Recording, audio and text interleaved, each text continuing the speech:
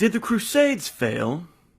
If your answer to that question is yes, then you don't understand the Crusades. Some believe that the Crusades were a series of military invasions of the Holy Land launched from Western Europe between 1095 and 1291. But they were much more. The campaigns in the Holy Land represent one small aspect of the Crusades only. The Crusades were not merely a series of wars. They were a social movement, a paradigm shift, an attitude. They were a worldview adopted by Western Europeans, and that worldview saved them from being completely subjugated by Islam. Prior to the Crusades, Western Europe was a collection of partially Christianized competing tribal kingdoms. The Crusades changed that dramatically. The Crusades remade Europe into something very new and very formidable: Christendom. So how did it happen? Well, it didn't begin with Western Europe at all. It began in the distant East with a powerful conquering force. In the 7th century AD, the Arabs swept out of their homeland. They waged warfare on the Christian world and conquered around 2/3 of it. Ancient, culturally rich Christian territories, such as Egypt, Libya, Syria, the Holy Land, and Spain, fell to the Islamic armies. This had a powerful psychological impact on the Christian world. Western Europe was penned in by a new religious empire. There wasn't much that Europeans could do about it for the first few hundred years, since they didn't have the wealth to launch a major offensive against Islam. Fast forward to the turn of the 11th century. Something began to change in Western Europe. Like all great movements, the Crusades began with an idea conceived by the Christian Church of the West. Up until then, warfare in Europe had been largely internalized, with competing noble families fighting each other for political dominance. But some churchmen began to imagine a new type of warfare, as well as a new type of warrior. What if war was no longer about petty internal squabbles? What if it had a higher purpose that served all of Christianity and all of Christians? What if it could be directed against the enemies of Christ with the aim of safeguarding the territory where Christians lived? This was the beginning of the conception of the Crusades.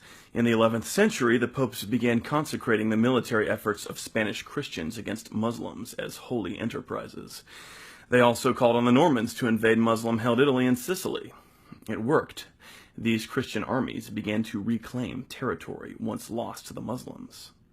This all set the stage for an even bigger event, which took place in the last 5 years of the 11th century, the First Crusade.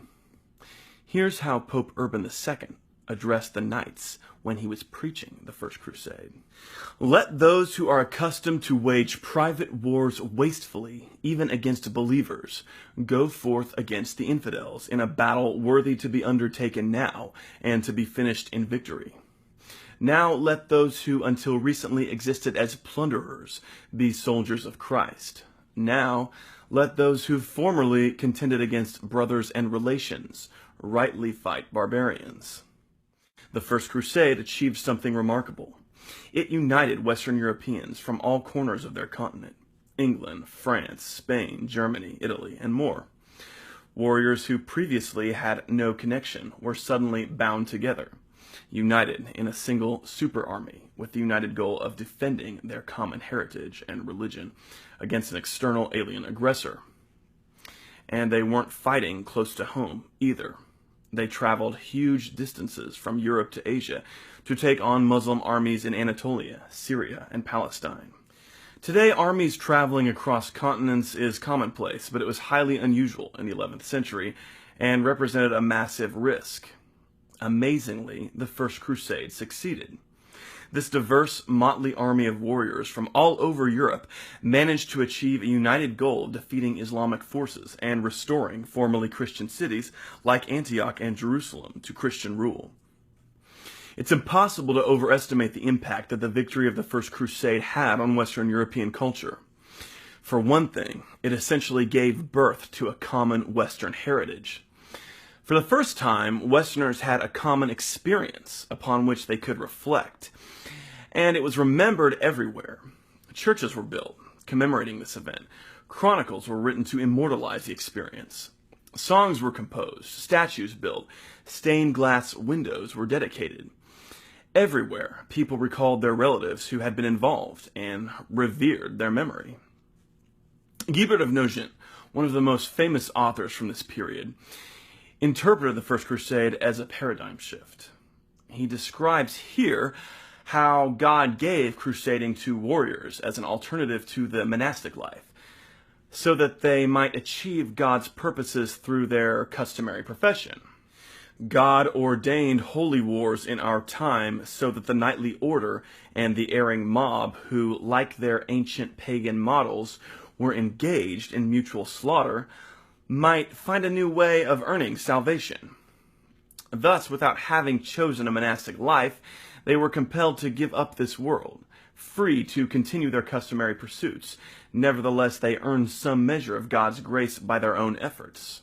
Therefore, we have seen nations, inspired by God, shut the doors of their hearts towards all kinds of needs and feelings, taking up exile beyond the Latin world, beyond the known limits of the entire world, in order to destroy the enemies of the name of Christ, with an eagerness greater than we have seen anyone show in hurrying to the banquet table or in celebrating a holiday.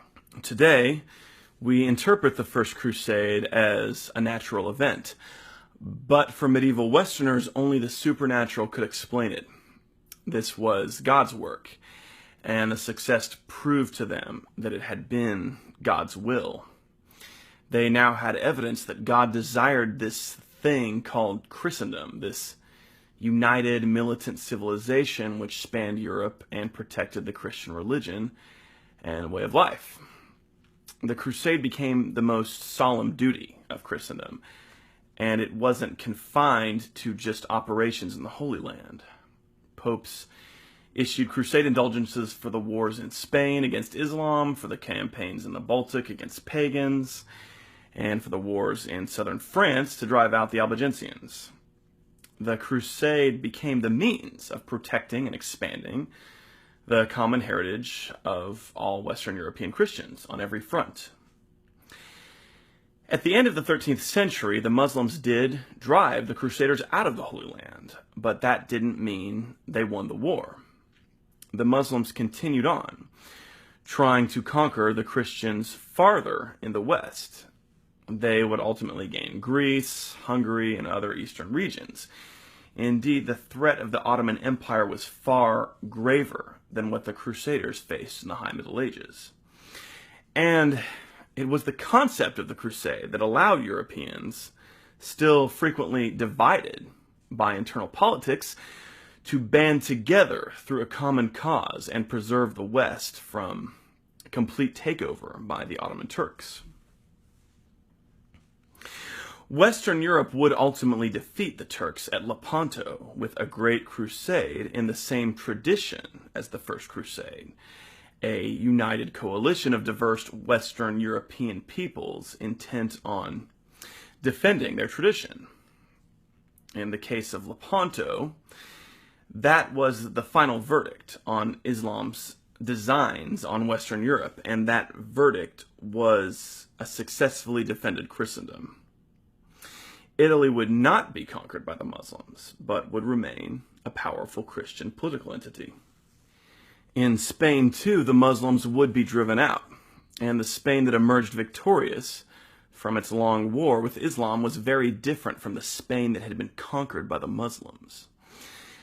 That difference was Spain had been transformed into a part of Christendom, a self-consciously Latin Christian region which had used the crusade to defend its interests.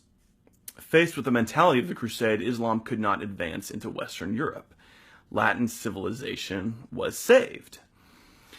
When looking at the Battle of Lepanto, it is amazing to see that Western Europeans in 1571 took on a mentality so similar to their ancestors during the First Crusade in 1095.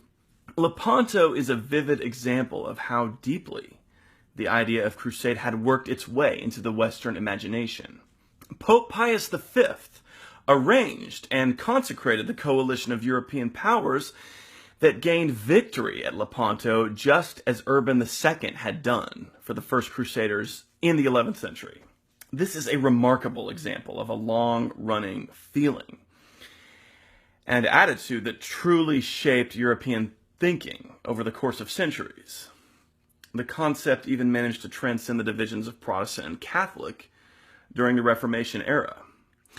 The victory of Lepanto, far removed from England, nevertheless elicited celebration throughout London. Quote, "for a victory of so great importance unto the whole state of Christian commonwealth." This is amazing, considering the fact that the King of England had been excommunicated by the Pope, and a bitter schism was in progress, but the spirit of crusade had survived, even Reformation fissures. Without the institution of the crusade, one wonders, how could Europe have stood against the increasing power of the Turks? The Ottoman Empire, so overwhelmingly huge, could have easily picked off the European countries, one by one. But by uniting as crusaders, the Europeans halted the Ottomans. Had it not been for crusading, Europe would likely have been completely captured by Islam and transformed into an Islamic society.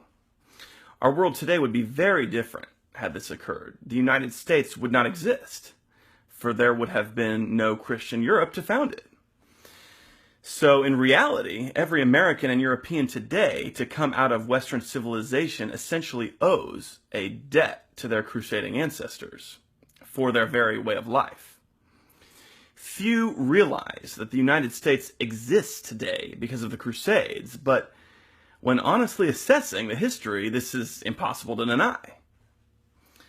So the Crusades really represent a victory for diversity. Had the Crusades not taken place, we would have only one civilization in Europe and Western Asia, Islam. But because there were Crusades, we have two, Christendom and Islam. So when you think about it, if you favor diversity, you approve of the Crusades.